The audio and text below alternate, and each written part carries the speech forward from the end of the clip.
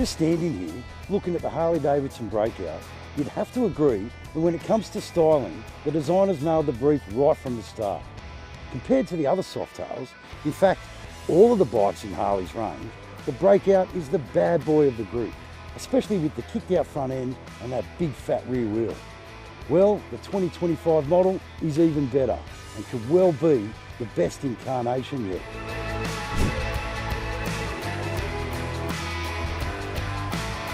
Now, if you've caught any of our videos across LTR's socials lately, you would have seen that we've been travelling Australia, visiting quite a few Harley-Davidson dealerships.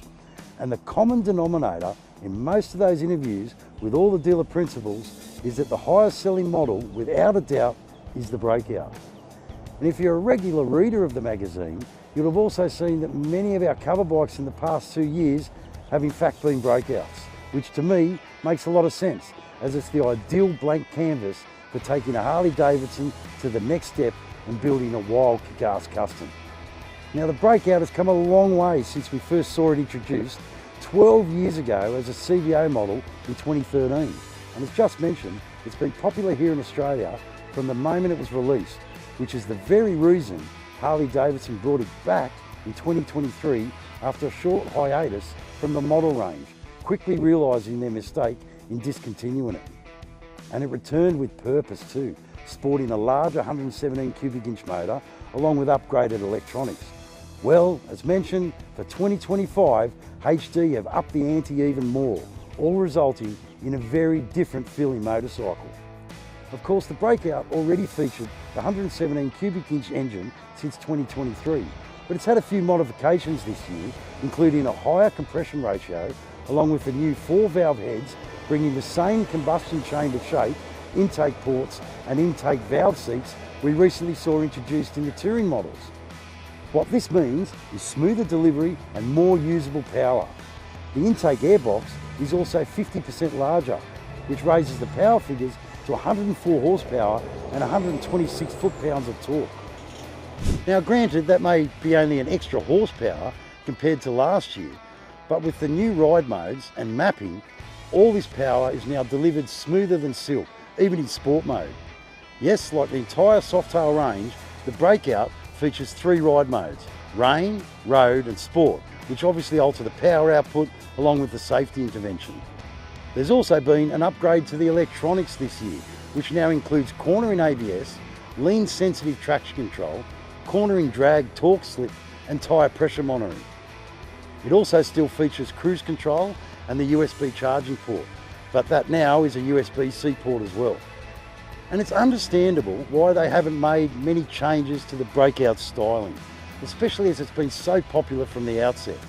Once again, we see that impressive 21-inch cast aluminium wheel at the front with the same rake of 34 degrees, the most raked out Softail in the range, which obviously gives the Breakout that tough stance and flowing lines. Match that to the big 240 at the rear and you've got a tough looking cruiser. Although with that long rake, low seat and wheel sizes, you'd think that the Breakout is more at home with straight line performance, and you'd be right. Handling isn't one of the Breakout's shining qualities. Don't get me wrong, I've put the Breakout through its paces the last couple of weeks, and I've seen quite a few riders on Breakouts having a red hot go on a few runs, especially my good mate Grano from the Riverston Butchers Social Club, who recently clocked over 80,000 kilometres on his 2016 Breakout since having it new, and he rides it harder than most I've seen. But he does admit having to work a little bit more when leaning it through the corners, which is even more noticeable at slower speeds.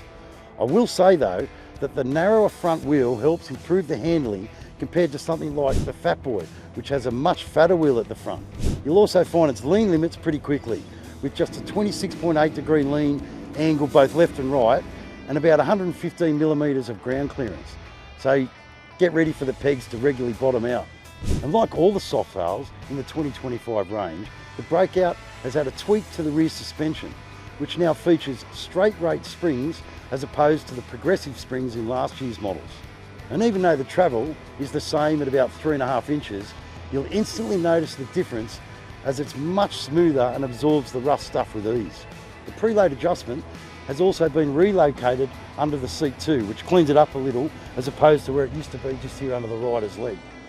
The other notable change, which I think is much better, is the new instrument gauge, which is a lot easier to read, but also features an analog gauge with just a small inset LCD compared to last year's, which for me just didn't cut it in looks or function.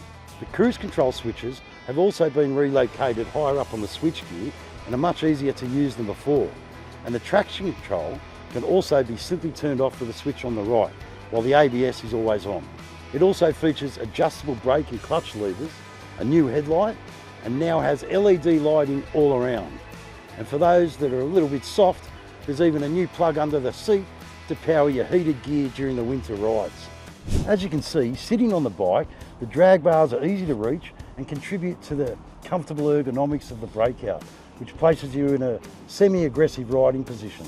They've also changed the design of the air cleaner, as you can see, and even though last year's model's air cleaner looked better, this is more functional as it doesn't get in the way of your leg. Having said that, I do think new owners will be quick to change it for one that's more appealing to the eye. Okay, so now that we've had a look at some of the changes to the latest 2025 Breakout, it's time to take it for a ride and show you just how different the new model feels.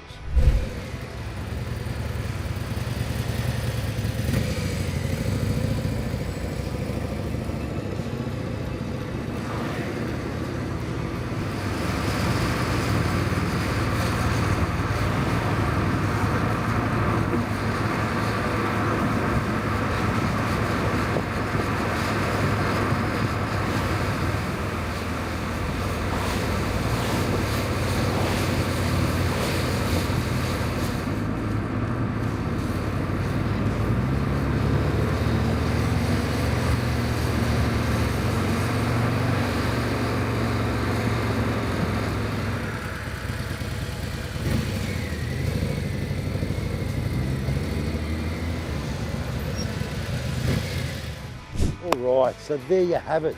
The new 2025 Breakout is sure to make an impact, and I'm adamant that once you've taken one for a test ride, the only decision you'll have left to make is what colour to get. And talking about colours, there's some great options to choose from this year too, with Billiard Grey, Vivid Black, Centerline, Brilliant Red, and finally Midnight Firestorm, which is the one we've been testing. And how good does it look with the ghosted flames across the tank and the front and back guard, especially when it's in full sunlight. For me, personally, the Breakout isn't my favourite Softail, but I totally understand its appeal, especially if you like to look cool while you're blasting down the highway. And if you do check out yourself in the shop window. And as already mentioned, with all the latest upgrades, for me, this is easily the best Breakout I've ridden so far. It's the perfect cruiser with a slice of attitude. But don't just take our word for it, like we always say, get on down to your local Harley-Davidson dealer and line up a test ride.